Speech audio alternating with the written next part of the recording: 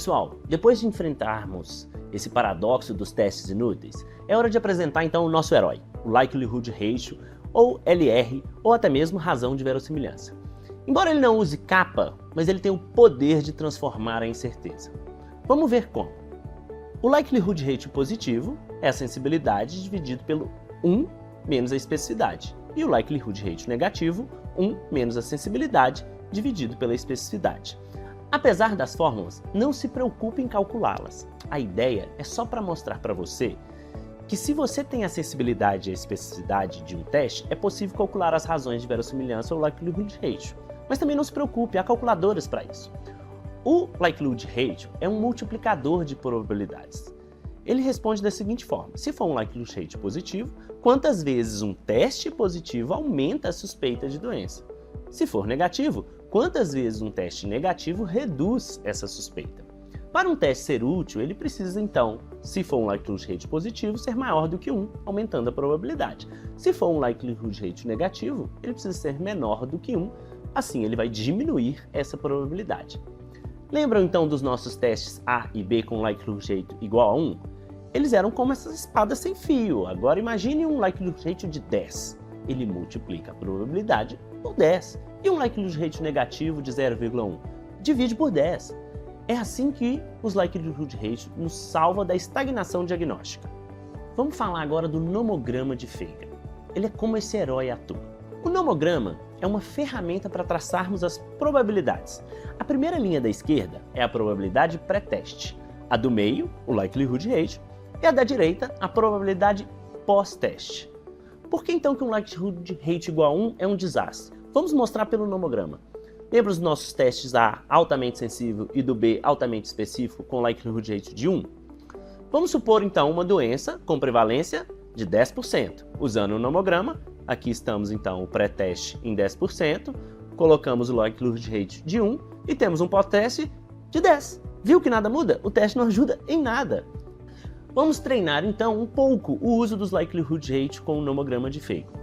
Vamos agora fazer um caso clínico para a gente poder entender um pouco dos testes diagnósticos. Cada vez mais hoje em dia, tem sido comum as pessoas chegarem nos consultórios pedindo ou chegarem já com um resultado, por exemplo, de ferritina, sugerindo alguma deficiência de ferro. Imagine então que uma paciente de 34 anos, que você ainda não conhecia, chega na sua unidade de saúde para uma consulta com você, trazendo um resultado de exame de uma ferritina sérica por causa de uma fadiga. Você perguntou se ela tem anemia, ela até respondeu até onde não sabe, não importa. Vamos ter várias oportunidades de fechar casos completos, mas vamos seguir agora somente esta análise isolada do resultado da ferritina para cumprir esse exercício com o nomograma de Feynman. Então vamos lá, nossa paciente então ela tem uma fadiga e uma ferritina sérica no valor de 34 microgramas por litro. Veja quais são os Likelihood Ratios desse estudo para identificar a deficiência de ferro a partir do resultado da ferritina. Nosso resultado tem um Likelihood Ratio de 1,8. Quanto será que ele aumentará a probabilidade, então, de uma deficiência de ferro? Vamos lá para o nomograma. Vou considerar um pré-teste de 20%, aqui nesse caso da PS. Vamos lá, linha da esquerda, traçando o nomograma para uma prevalência de 20%. Pré-teste em 20, Likelihood Ratio de 1,8, temos aqui o nosso pós-teste de 30%. Ou seja, aumentamos a probabilidade em 10%. E agora imagine se a enfermeira da sua equipe chegasse e te falasse que essa paciente faz diálise. Percebam que um resultado de ferritina sérica menor do que 50, a ferritina tem um Likelihood Ratio positivo de 12. Então, nesse contexto de hemodiálise, vamos colocar, até mantendo a mesma prevalência de 20%, e vamos colocar no nomograma. Então, no pré-teste 20, um Likelihood Ratio positivo de 12, aumentamos então o pós-teste, a probabilidade pós-teste, em 75. Aumentou bastante a probabilidade para uma deficiência de ferro, concordam? Vamos mais, e se a gente agora falasse que, por algum motivo, um caso muito parecido de uma paciente que tem essa ferritina, mas está com cirrose, mudaria alguma coisa? De novo, ferritina sérica de 34, nesse caso, percebam que na tabela, se é abaixo de 50, para um paciente com cirrose, o Likelihood Ratio positivo seria de 22. Vamos traçar então no nomograma, considerando a prevalência de 20. Então, pré-teste de 20, Likelihood Ratio de 22, aumentamos esse pós-teste para 85. E aí, aumentou ainda mais a probabilidade de ser uma deficiência de ferro. E é isso. O que a gente vai fazer com essa informação na hora clínica, na decisão com o nosso paciente? Você vai repor, não vai? Não importa. Nesse momento, estamos fazendo um exercício para que vocês se conectem com o nomograma. Mas são exatamente essas decisões que importam. Mas antes, você está seguro com o seu próprio diagnóstico? Antes da gente pensar no que a gente vai fazer com o resultado do teste, a gente tem que ter clareza do objetivo que você fez ele. Veja como o mesmo número de 34 microgramas por litro da ferritina sérica pode ser um sinal fraco, uma pista forte ou até uma armadilha, dependendo do cenário clínico.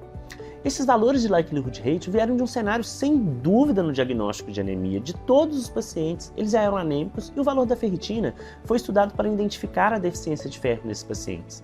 Tinham inclusive a certeza da ausência de ferro nas biópsias de medula óssea.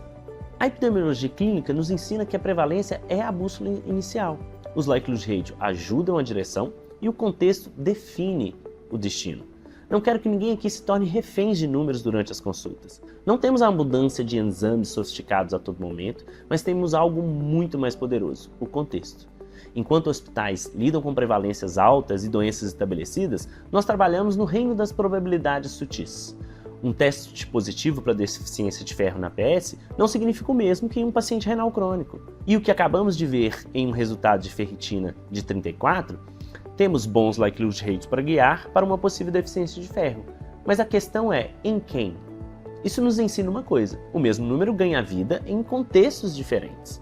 É você quem vai ter que fazer esse ajuste, entendendo quem é seu paciente e adequando as probabilidades pré-teste conforme a sua realidade e comunicando as probabilidades pós-teste. Na PS, muitas vezes agimos sem diagnósticos fechados. Aceitamos a incerteza, mas não a ignoramos. Usamos probabilidades para reduzir riscos, não para buscar certezas absolutas. Decidam com humildade, tratar, observar ou encaminhar. Lembre-se, um teste não é um veredito. É uma peça do quebra-cabeça. E quem monta esse quebra-cabeça não é a ferritina, não é o likelihood ratio, nem o nomograma. É você, com seu conhecimento, sua escuta e sua coragem de abraçar a incerteza. E é por isso que a gente precisa começar agora a usar essas ferramentas. E aí, vai colocar um cartaz do nomograma de Feigen no seu consultório?